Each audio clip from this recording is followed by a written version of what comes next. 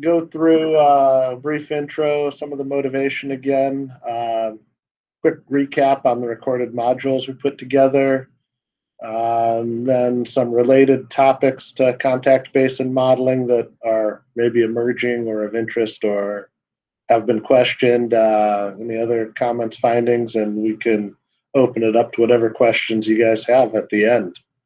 I believe Paul is recording this. It does show that on my screen, so this should get added to all the recorded modules we put together.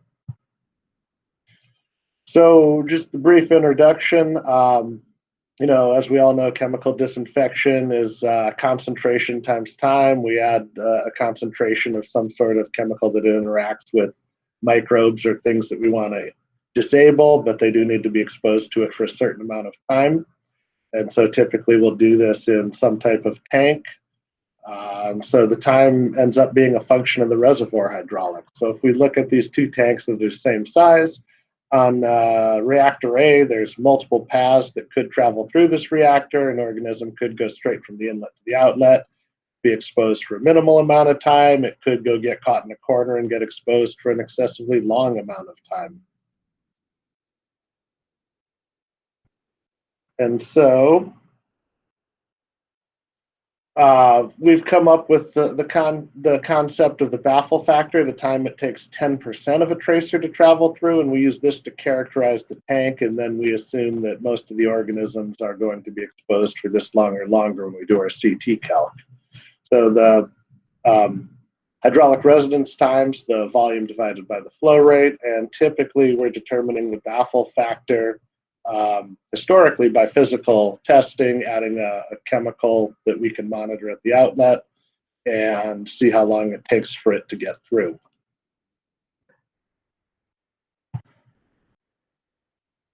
The challenge, of course, is when we have tanks that we haven't built or facilities where we can't actually deliver the flow or produce the flow for a given amount of time or hold it steady long enough. There's always issues with my spelling, but there's also problems where, we can't dump these chemicals into the distribution system or the transmission system. Now there's a number of nomographs or tables that have been developed.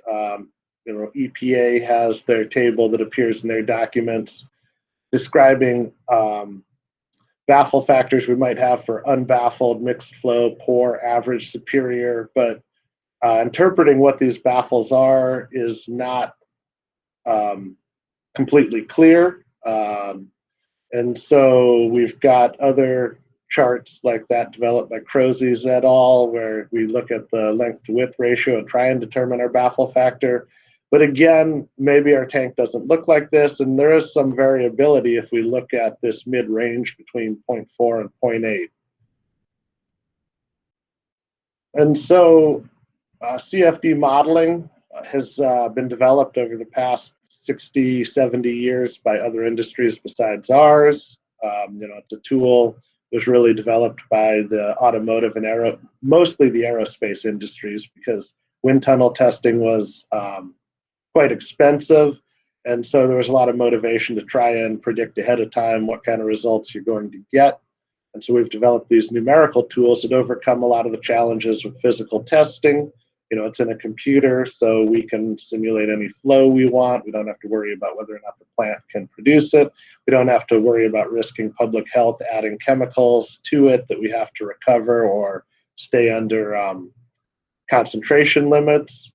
But it's in a computer, it's black box, and so it's somewhat hard to review if you're not really familiar with CFD modeling. And so we're trying to develop a standardized approach here to help make it clear for those reviewing whether or not we've got good results and how useful this information is going to be. So we developed this guidance document for you guys to try and standardize the contact basin modeling approach. It should help facilitate review, allow people to ask key questions. It'll help you understand that the modeler is providing good work, and then try and provide some background specific to this problem to help with the context of why things are done the way they are, and just provide some overview. So we ended up putting together a number of recorded modules that are organized onto a site, which I believe most of you have had a chance to review. And then, of course, they'll be there for you to look at 2 or 3 years down the road when you have a document to review and you don't remember every last detail of this because you don't look at this every single day. So the first module is just a general overview of CFD modeling and the workflow that would go into it. The second module is sort of a review of the guidance document, the rationale and motivation for why some of the stuff's in it. And then we've got 4 parts working through an example problem just so you can be familiar with how this is done. Everyone's pretty familiar with how tracer testing is done. You go out in the field, you add the chemical, you're able to record it at the other end, but maybe you haven't touched the numerical model or aren't sure what necessarily is inside of there. So we work through it and show some of the softwares and see how the process goes. So the first overview, or first module, is just the CFD modeling overview. CFD modeling captures 3-dimensional flow, incorporating the role of turbulence. You can include multi-phase physics if you so desire. Energy can be included, reactions can be included, and then, of course, the end result is the solution is visualized with high-quality graphics, so you can see what's going on inside the model results. There's a general workflow to CFD modeling. Start with your objective. You always need to pay attention to what you want to get out of your model so that you keep your model focused on that goal. And so here we're doing chlorine contact basin baffle factor modeling. To start with your key assumptions or features you need to put into the model, the geometry, the flow, the operating conditions, and fluid properties. Then the model's created. It's a multi-step process. We develop a computational mesh, then you need to check it, make sure it's good. Iterate a little bit to make sure you have sufficient resolution to capture your problem. Then you solve the hydraulics for the actual cases you're interested in, the tracer. From this, you can get your baffle factor and develop a report. The next module goes through the guidance document. It's organized into a number of chapters. The background of chlorine contact basin modeling, CFD modeling overview, the process, some of the things you need to look for, how the documentation should be presented, and then a little bit of discussion on emerging and optional evaluations that you may see in reports. Not every tank's the same. Sometimes there's additional information that ends up in the report, conclusions, and then a number of appendices that help both the modeler and you review the report. So the first appendix is a model review checklist, which helps you go through the report and make sure all the key points are hit. This could be submitted with the report to make it easier to go through, and then you can check off that everything that's supposed to be included is. We've got a sample report that also includes the filled out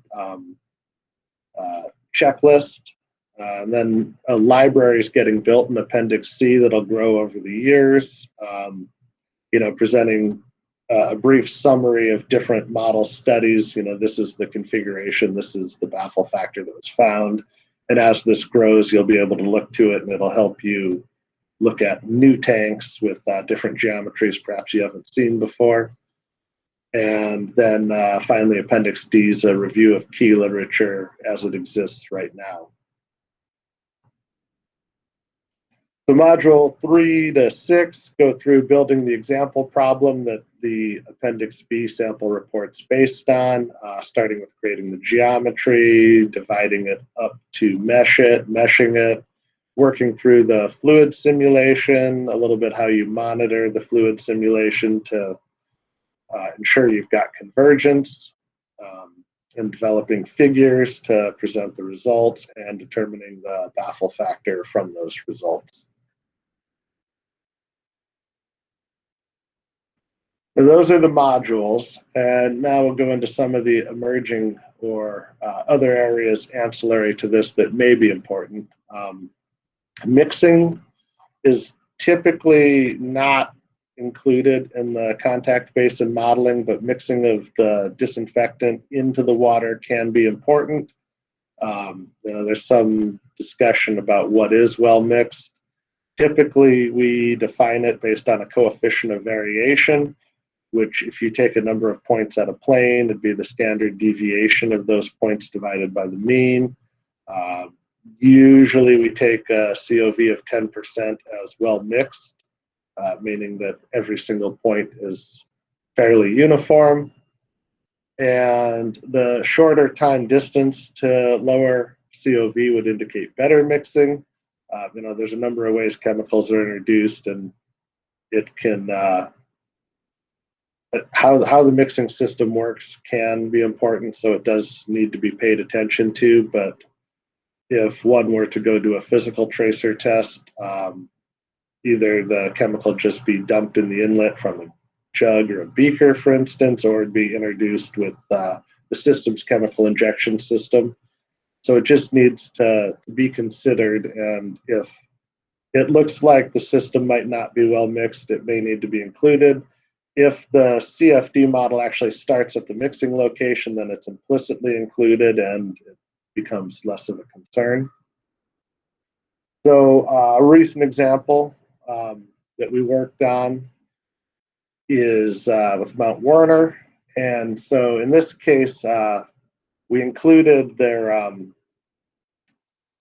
initial chlorine mixing system within the model. And so they've got these 4 inlets along this side of this 2-cell tank that are flow in from the filters above.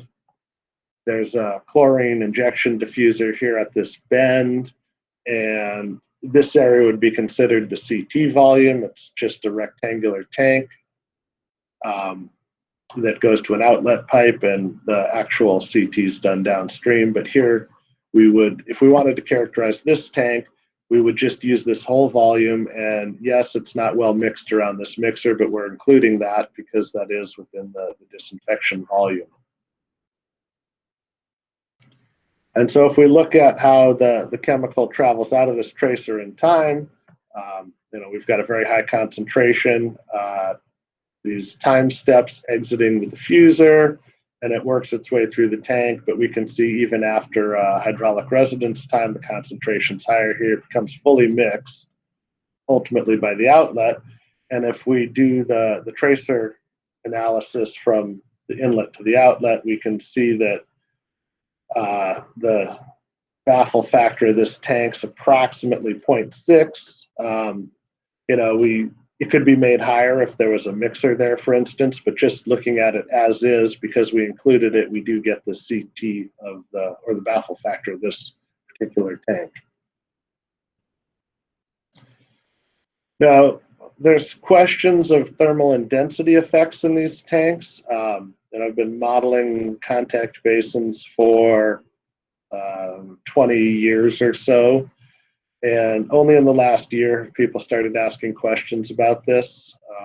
I don't know how often you guys have asked the question, but it was never asked until last year, and then I guess 2019. And I was asked twice within a month about this on different projects in different places. So we don't typically consider it, but it could be important in some cases and may need to be considered. And I guess I would add, at that time, I did a pretty extensive literature review, and it doesn't seem that anyone's really looked into this problem. You don't see any journal papers or conference papers really discussing it, but some of these tanks where the question was asked, it could matter. And so it is something that going forward, keep an eye out for in the literature. If you had a large tank with a very low flow, or low flow period, you could get thermal stratification. Perhaps it's a steel above ground tank, for instance, and it sits in the sun. The water's going to warm up and the top half is going to probably stagnate. You could also have seasonal conditions where you have a source water change, for instance, between the surface and groundwater, and maybe there's a slight TSS difference or temperature difference. And as the tank transitions, if it's low flow, it may take a while to overcome those density effects. Or perhaps the source water just always is at a different temperature than what the ambient conditions are in the tank, and maybe that also could lead to a stratification problem.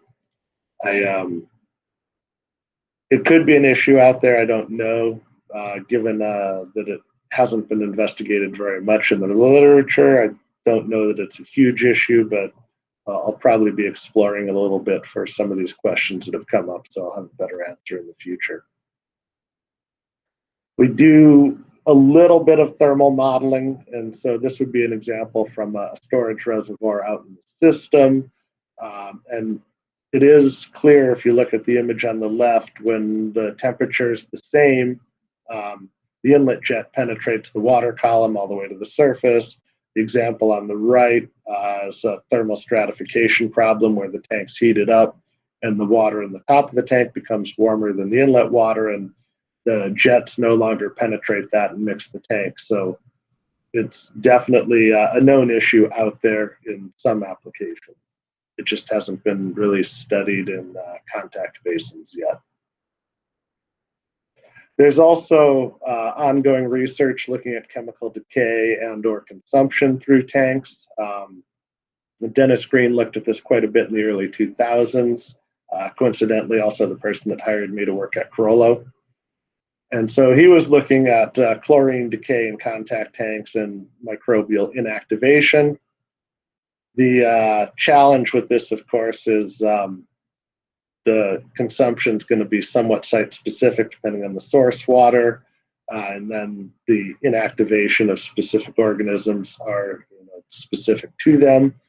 But we do see research on this, and if tanks really need to be optimized, some people are including some of this in models. But for our case, where we really just want to know the baffle factor of a tank, we include all of this information in the work that's done outside the CFD model, where we've got the contact time, and that's really what we're trying to figure out, and then the kinetic models are done separately.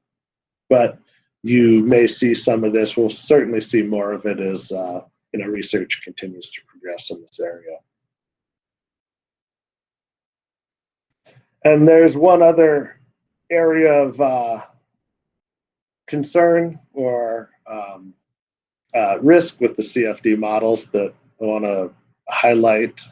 If we're doing the models before the tank is built, you do need to pay attention to how the tank actually gets constructed. This is an example from a chlorine contact tank we designed at Corollo around the time I started. And during construction, the baffles were not built correctly. And so the tank had some short-circuiting problems that weren't anticipated. The utility wants to be able to clean the tanks periodically. Filter media and other stuff gets washed into them occasionally. And so they want to be able to go in and hose it down and push everything to the sump to clean it out. And so they were supposed to leave a small gap at the baffle walls, but ultimately the size of the gap grew to 2 feet on a wall that was 18 feet tall ultimately. And so there was quite a bit of short circuiting that occurred. The inlet flow came over a weir, and then a portion of the flow went straight under the wall. As it traveled down, water diffused under the wall. At the bends, water went under the wall. And we ended up with a tank that was estimated or required to have a minimum baffle factor of 0.4. They did tracer testing after it was built and found out that it was 0.26, which was insufficient for what they needed to do. If looking at it, we would say it's probably reasonably well baffled, and estimating from the EPA table, we'd probably give it a 0.5, and then we'd say, well, we're 20% over 0.4, so it's good, but these construction issues caused us to end up deficient. And so we had to go in and retrofit the tank. We did modeling to look at either closing the baffles all the way or perhaps optimizing the location where the baffles are open for washdown. And we were able to bring the tank up to 0.65, which was well above what they needed. And we have since then on other studies tried to optimize the location of washdown ports a little bit so the tank delivers what it's supposed to. So, in conclusion, CFD modeling's been demonstrated as a good tool for contact basin evaluation. It's been used hundreds of times all over the world. There's in the Appendix D, the literature review, there's a couple studies that were done 4 or 5 years ago that reviewed all of the key work to date, and so they reference a lot of great work around the world that has demonstrated the ability of the models to evaluate the tanks. But with all of this, you need to do quality modeling to get good results. And so we've tried to put that into the guidance document to help the modelers and help you make sure that good work's being done so that we get good results. And with that, I think some questions have come in. Let's see if they're typed out.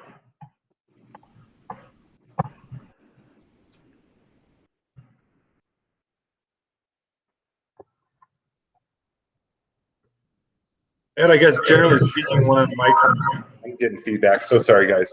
One of my questions was in relation to the comparison, the CFD versus the tracer that was done on the tank you were just talking about. How close are those estimations with one another?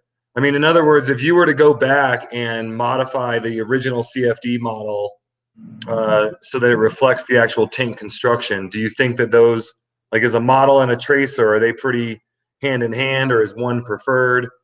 It seems like some of the tracers that we've done in-house, you get a lot of chatter in some of the data, and sometimes you test the same tank twice and the data comes back just different. And I think we've struggled with trying to understand, like, how many times do you have to replicate something until you have confidence in it?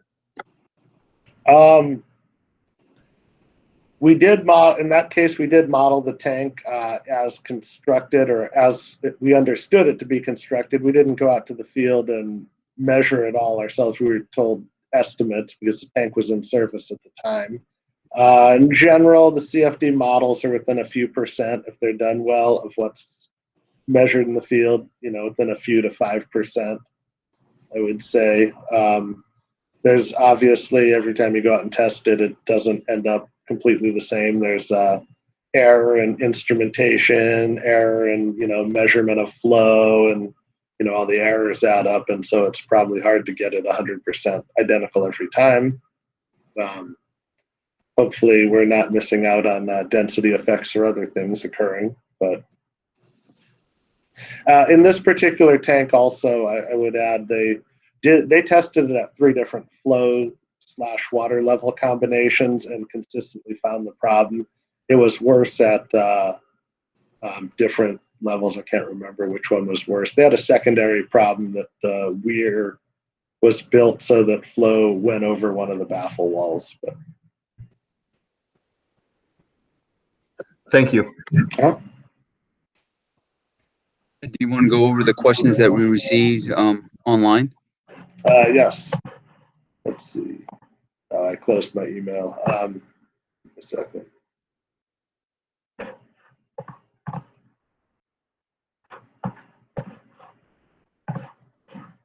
Let's see.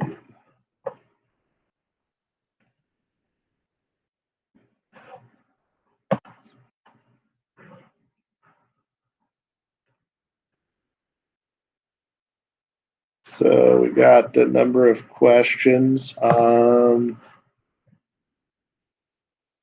there's a question on software we use. At Corolla, we typically use ANSYS Fluent. We've been using it for almost 30 years. On occasion, we use Flow 3D. Prior to Corolla, I used Star CCM Plus or Star CD, the predecessor to that, and did a lot of contact basin modeling with that software. One of the guys that works with me, Jay, got his PhD a couple of years ago, and he wrote one of the extensive review papers that's cited in Appendix D. And he used OpenFOAM, the open source software, quite a bit for contactor modeling, which he also got good results with. And then there's also, we note a couple other software packages in the guidance document. I don't want to endorse one product over another. I think where I settled on it is there's 4 or 5 pretty commonly used pieces of software. And so the ones we picked to list were ones that were most commonly cited in the literature. So we trust that they're pretty well validated. The software is somewhat expensive, so there are always there's incentive to find lower cost software. But if you don't see a lot of people at different places writing peer-reviewed papers on using this tool for contact basins, we don't know how good it is at simulating it. Maybe there's errors in the code or other problems. So we like well-validated code, and so defaulting to what we see in the literature with lots of studies is probably the best we have right now to validate that the code's good. Got a question on mesh refinement. And so with the mesh refinement studies, outside of, we don't do them a lot with 3D models. They used to be, it was more common in 2D modeling. In a 3D model, if you take a given element and you cut it in half on all the axes, you end up exponentially increasing the mesh size. Once upon a time, computer resources were pretty heavily limited for these problems. And so there was always an interest in keeping the mesh as small as possible because each mesh element's data that has to be stored takes up space and slows down the solution. A lot of that we've overcome. But typically, you still run with the mid-level mesh as it's sufficiently refined or you've demonstrated that it's good enough. As an example, say we've got a bend, like a U-bend or something going around the baffle. And if you've got 5 computational elements across the width, you only know the velocity at 5 points, and you're not going to get a very good velocity profile. And so you do the mesh refinement, and we do 20 elements and 40 elements, and if 20 looks like 40, 20 should be good enough. But maybe 40 is almost identical. The challenge is if you have to start doing a number of runs then, and your finest mesh is extremely fine, it starts taking up quite a bit of time and data to do it. You could recommend that the fine mesh be what's used. Traditionally, it'd be the medium level mesh. And oftentimes there's a coarser mesh you don't see below the coarse mesh as the modeler works to find a sufficiently refined mesh to capture the problem.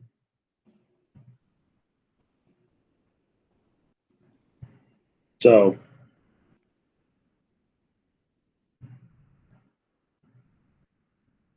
let's see.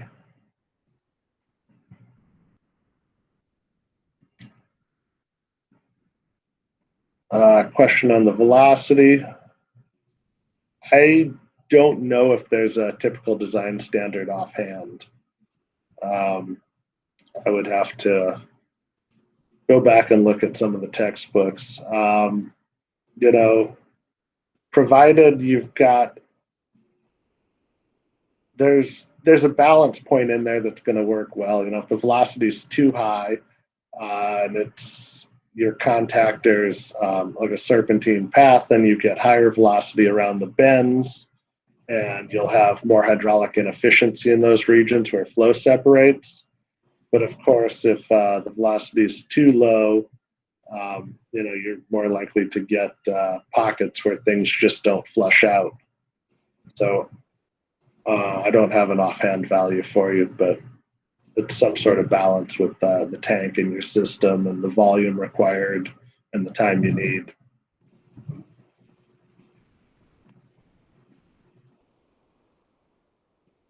There's a question on typical points of interest to be watching for or monitoring, and then if they're the same for mesh independence. I think my answer is a little incomplete as I look at it, but for monitoring point values during the simulation, you probably are only looking at a couple points where you're tracking what's going on. Whereas with the mesh independence, you're going to want to use several hundred points at a minimum to compare the solution in different areas.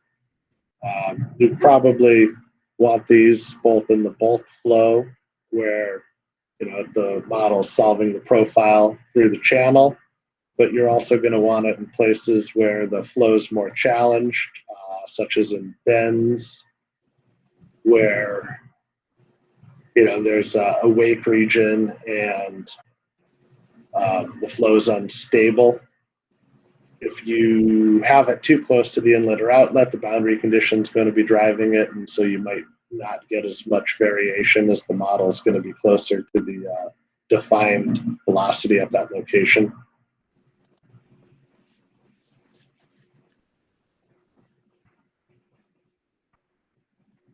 There's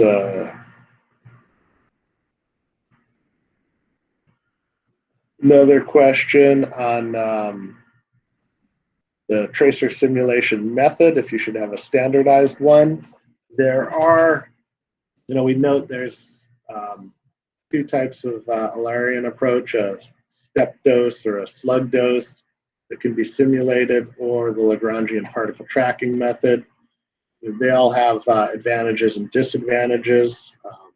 My approach is a step dose test always. It's numerically the most stable, but there's advantages to the other approaches. The argument for the Lagrangian one is supposedly that's the way microbes will travel through the system, and if you're trying to model microbial inactivation in your model, maybe you're going to use that approach. It can be run a lot faster than the other tracer, than Eulerian type approach. There's less people doing it, but it is done. It does appear to be more conservative. The particles tend to get through the system faster than they tend to follow the bulk flow, and so it tends to predict a lower baffle factor than you might actually have.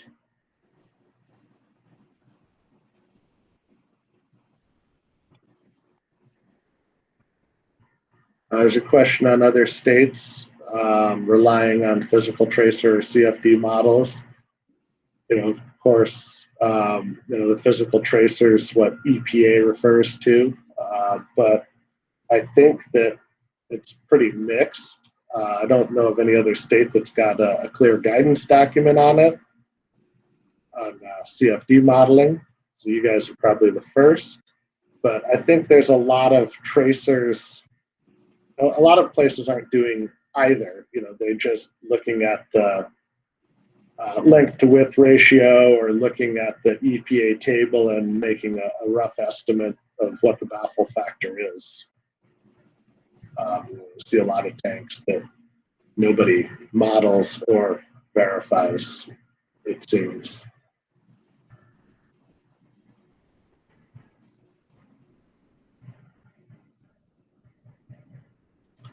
And the sample problem verifies, it's a question. So the sample problem verifies the accuracy of the CFD model by comparing to the AWWA chart. How do we verify if we don't have a reference? And so, of course, a lot of the problems we solve, particularly for unbuilt tanks, is there is no verification.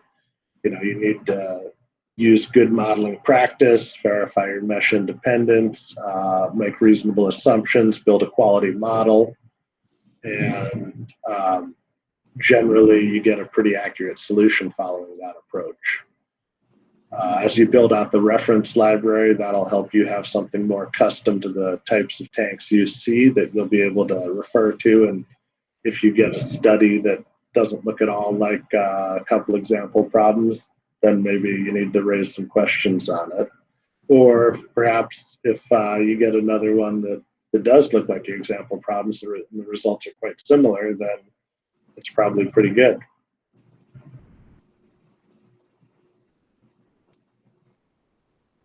Then there was a question on the example problem and the water temperature we used.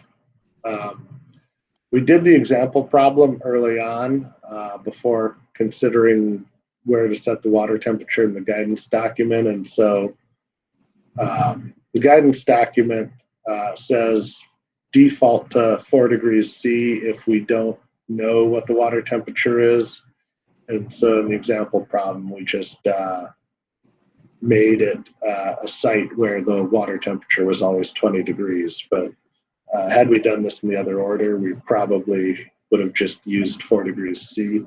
We have done testing comparing different temperatures in the model, and at least the examples I've done, there's not a lot of variation with water temperature. But that's not to say you're not going to get a case where it does matter. It's probably going to be more of an issue where the Reynolds number changes quite a bit. Perhaps you've got a bunch of narrow slots, for example, that water would be going through, and the Reynolds number will change quite a bit with temperature, whereas in a large tank with a few baffles, it probably isn't going to matter as much.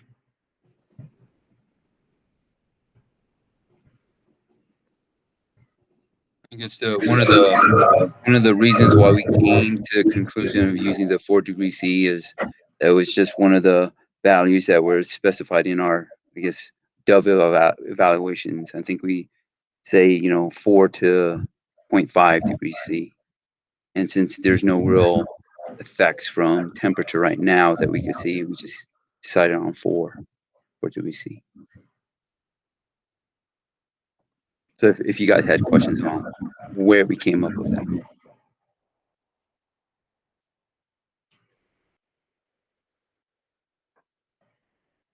Go ahead, Bert. So I know this is a little bit outside your scope, but I'm going to ask it anyway, so I apologize. We're looking at, DPR now as a potential reg. We're just starting to work on that reg. And I was just curious, if we have to get log credit removal on the tail end of a wastewater plant, okay, after maybe secondary clarification, and you're looking for that, can we use this exact same methodology, but maybe just have to account for organics or other things, which, especially if it's a chemical disinfectant, which, might sway that? Say the last part again. So if something could be oxidized, say by the chlorine, if you're using a chemical disinfectant, I mean, if we take that into account, outside of that, or can this model, you talked about it could do chemical evaluations, and I'm not sure yes. So I'm just saying though that if we put in like a organic content or something like that, milligram per liter, it would take that into account, and we could use this for the wastewater. The model can account for it, but you would need to know the equations for your particular chemical that's uptaking or consuming it. This is an emerging area of research. I do work on DPR plants in other states, or the few that have been designed. We presently are doing some of those kinetics outside of the CFD model, but it can be included, provided that you know what it is or you can plan for it. But otherwise, you would. Sorry, the feedback. But otherwise, you would use the same recommendations here for mesh and everything else that you would. Yeah. Great. You'd build the same model. What you'd have to do is then, right now we use a conservative tracer, right? It's essentially water. We call it a different species or a scalar that travels within the fluid domain. and you give it the same properties of water, and then it's neutrally buoyant, travels through.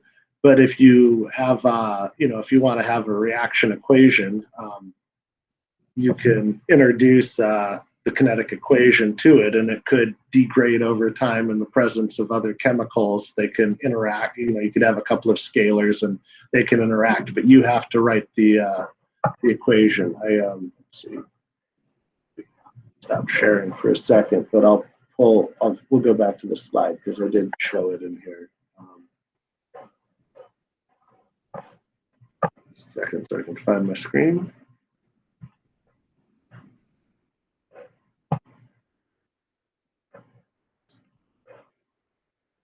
So it'd be a problem like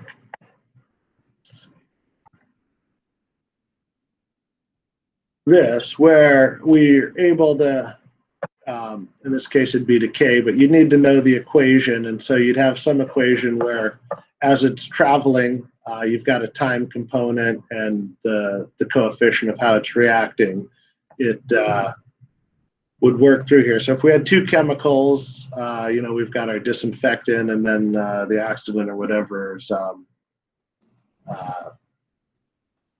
consuming it, they'd travel and we'd have the two concentrations together and they'd vary in time, and perhaps, your chemical or our chlorine is, introduced on a faster path, and so it consumes everything along its path, and it takes longer to consume the sides. But to model that, you would need to know the kinetic equations to put into the CFD model. So the hydraulic part would be the same, and then you would add this other information to try and optimize the system.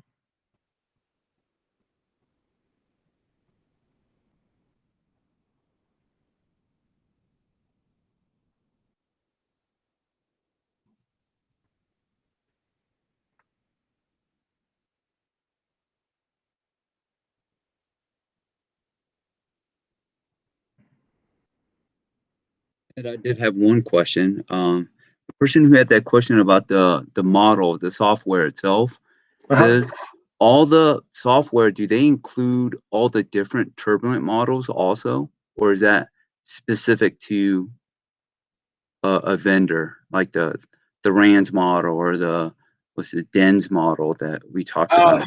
Generally, they're all the standard turbulence models are included in all of the main codes that you would see. The K epsilon model's been around for a long time. There's a few variants of it. We use the realizable variant here, and most modelers in our industry are using that model or a higher model. It works pretty well for the range of problems. We do use the SST model a little bit for some UV applications at particularly low or high Reynolds numbers. But all of the codes generally have it. They want to be able to compete with each other, and so they want to have similar or better. All right.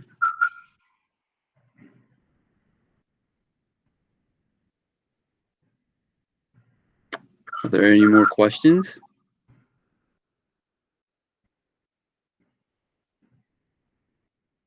Guess not. I'd like to jump in if there's no more questions. I want to say thank you. I think that all this work has been extraordinary. I think it's going to be very helpful to us as we set expectations, and we're sort of getting ahead. As you said, most other states aren't quite here yet, so this is going to be very valuable. I imagine your work will probably get copied a couple times. Other states often look to us and steal it. So thank you very much. Thank you, guys. It's been a good study. Ed, and thanks for not getting pissed at me for always changing the scope of the project. Kept on adding more and more to it. So It's good. I appreciate guys, that.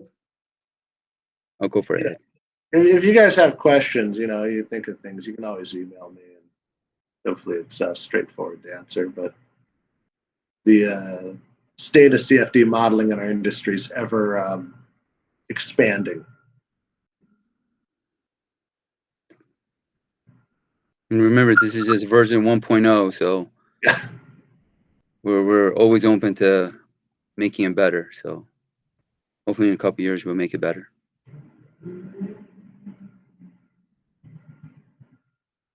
All right. Well, I guess that's the training. I'm gonna stop the recording right now.